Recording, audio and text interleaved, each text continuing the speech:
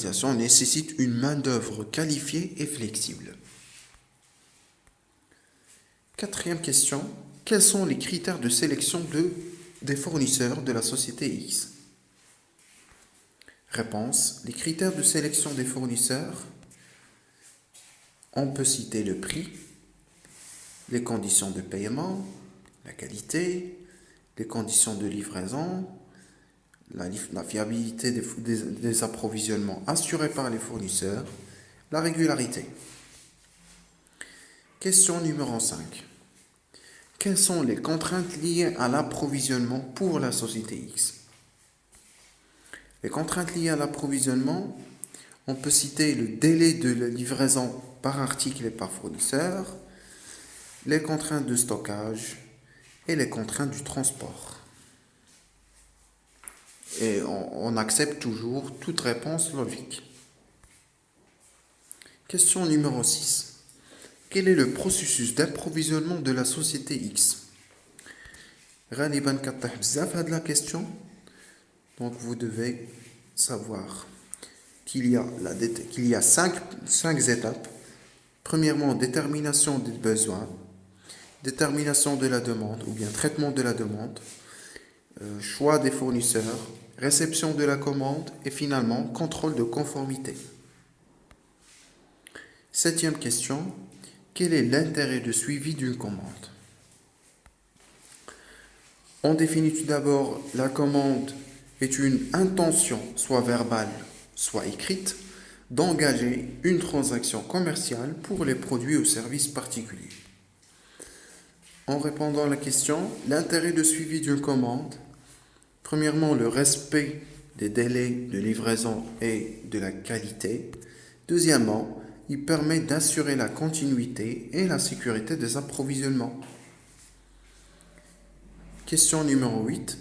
Quels sont les objectifs de la gestion des stocks poursuivis par la société X?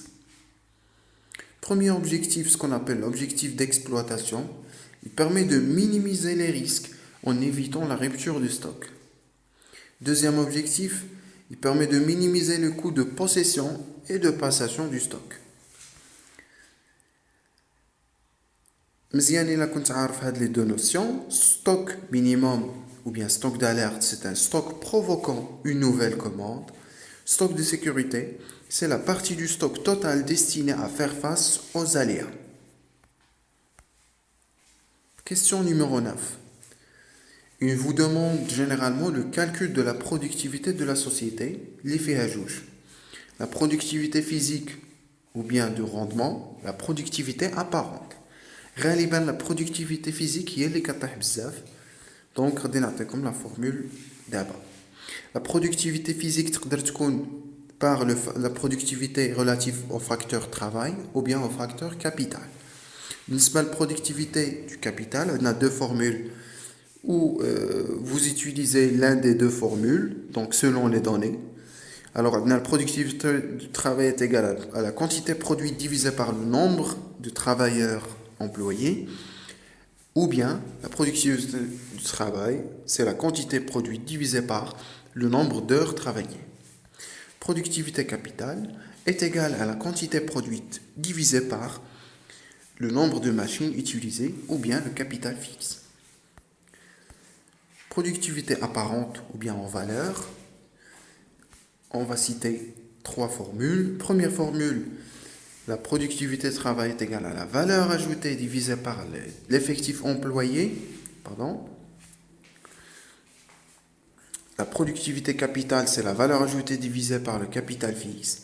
Finalement, la productivité horaire du capital, c'est la valeur ajoutée divisée par le capital fixe fois la durée d'utilisation. Donc, vous devez répondre en fonction des données اللي عندك في le document ديالك. Question numéro 10. Quels sont les objectifs de la politique d'achat? Les objectifs de la politique d'achat, rester compétitif, créer de la valeur, garantir la qualité de production et constituer avec les fournisseurs une relation durable. Alors, question numéro 11 et dernière. Quels sont les effets favorables de l'automatisation ou bien la robotisation. C'est quoi l'automatisation? C'est l'introduction des machines automatiques dans le processus de production en réduisant l'intervention de l'homme. Les effets favorables de l'automatisation, on a des effets sur la production. Par exemple, améliorer la qualité des produits et leur diversité, l'augmentation des cadences de production. On a des effets sur le coût, réduction des coûts unitaires, hausse des profits de l'entreprise. On a les effets sociaux, ou bien les effets sur les consommateurs. Réduction progressive du temps de travail, amélioration des conditions du travail, nouvelles formes de vie et de communication. La dernière question, on وصلنا للنهاية ديال هاد la deuxième vidéo. La prochaine vidéo, Inch'Allah, غادي نتريتيو le deuxième dossier qui est relatif au marketing ou bien à la mercatique, واللي فيه 20 سؤال ou bien 20 questions avec ses réponses bien sûr. N'oubliez pas de vous abonner, aimez notre page Facebook. Si vous avez des questions, n'hésitez pas. Et à très bientôt.